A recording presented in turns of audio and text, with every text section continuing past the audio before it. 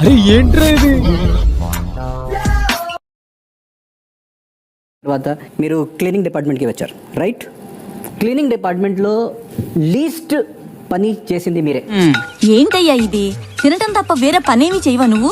ఏంది వదినా, ఓ చేత్తో బిస్కెట్ తింటున్నా, దవడతో నవ్వులుతున్నా, గొంతుతో మింగుతున్నా, ఇంకేం చేయాలబ్బా? ఈ రోజు కానీ నిన్న కూడా మీలో ఉన్న లేజినెస్ నేను చూశాను. చాలా సేపు మీరు పడుకునే ఉన్నారు.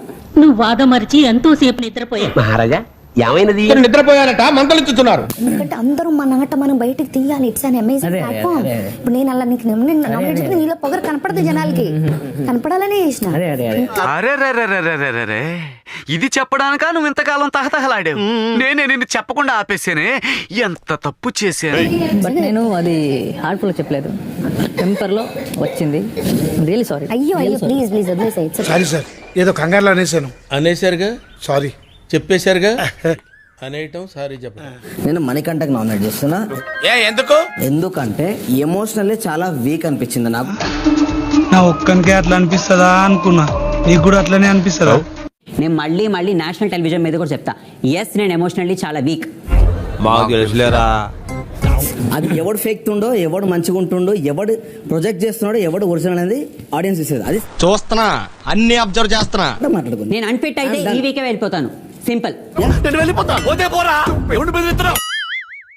వెరీ ఫస్ట్ డే కూడా మీరు ఒకరికి చెప్పారు, మీ మైండ్లో ఏం జరుగుతుందో నాకు తెలుసు, మళ్ళీ మళ్ళీ మళ్ళీ అదే చెప్తున్నారు.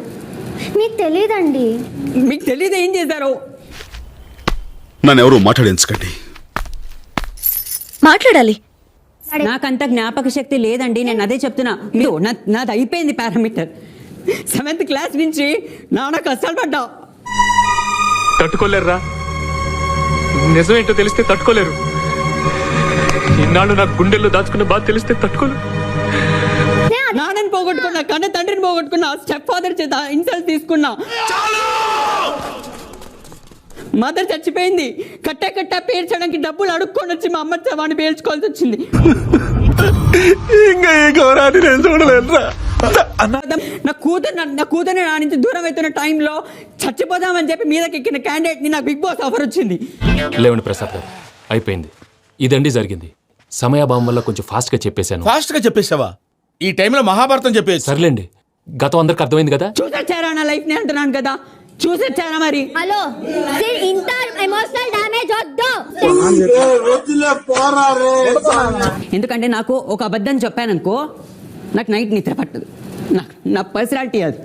పైగా ఇతను ఎంత మాయకుడు, నోట్లో వేలు పెట్టినా కొరకలేడు. ఏం చేయమంటారు సార్? చూడు, నాకు నిజంగా నిద్ర పట్టదు ప్రేరణ. ఐఎమ్ సారీ మీ అందరినీ నేను ఏమైనా హార్ట్ఫుల్గా ఏమైనా అనుంటే.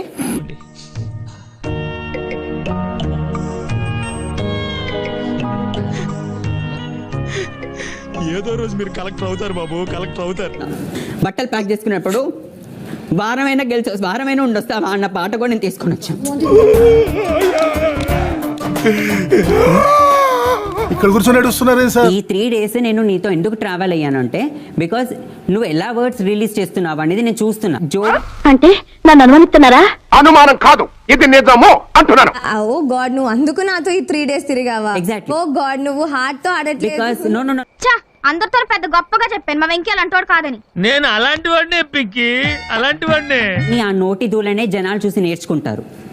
అది మనం ఎంటర్టైన్మెంట్ ఇవ్వడానికి వచ్చాను నేను ఈ ఇండస్ట్రీకి, నేను ఎడ్యుకేషన్ ఇవ్వడానికి రాలేదు. హెడ్స్ ఆఫ్, చాలా గొప్పగా చెప్పారు.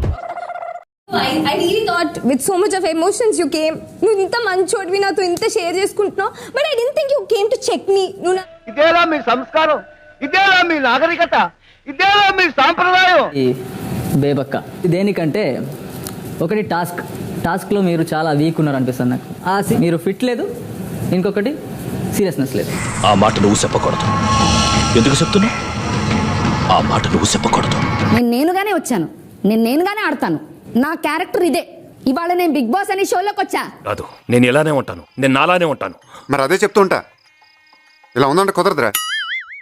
నేను ఒక పొద్దున ఇక్కడి నుంచి గుమ్మం దాటిన తర్వాత నలుగురు నన్ను నెగిటివ్ పర్సన్ ఒక ట్యాగ్ నువ్వు అనవసరంగా ఎక్కువ రియాక్ట్ అవుతున్నావు. ఏం పర్లేదు, ఏమవుతుంది. ఇప్పుడు యుద్ధానికి వెళ్ళారు, మీరు బాణాలు ఇస్తున్నారు, అవతల వాడు బాణాలు ఇస్తున్నాడు. నువ్వు వేయడానికి లేదు, నా ఫ్లాష్ బ్యాక్ ఇది అంటావు నువ్వు. I'm done and I'm transparent. ఇంతకంటే నేను ట్రాన్స్పరెంట్ గా ఉండాలండి బిగ్ బాస్.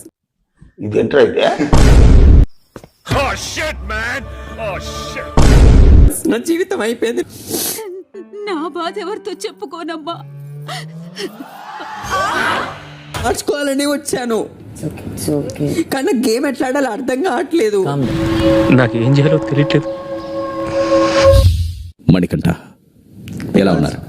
సగం జీవితం సంకనాగిపోయి బాస్ మీరు ఎక్కడున్నారో నేను ఎక్కడ చూసి మాట్లాడాలో నాకు తెలియట్లే. మీ ప్రాబ్లం ఏంటో చెప్పండి. నా అత్త మామల దగ్గర నుంచి నాకు రెస్పెక్ట్ కావాలి. అది నాకెందుకు చెప్తున్నారు? నా భార్య నాకు కావాలి.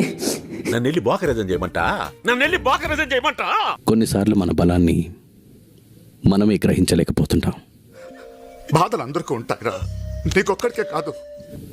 నీ బలాన్ని నువ్వే తెలుసుకోలేకపోతున్నావు. అదెలా బిగ్ బాస్ ఎలా తెలుస్తుంది నాకు? That's not my job.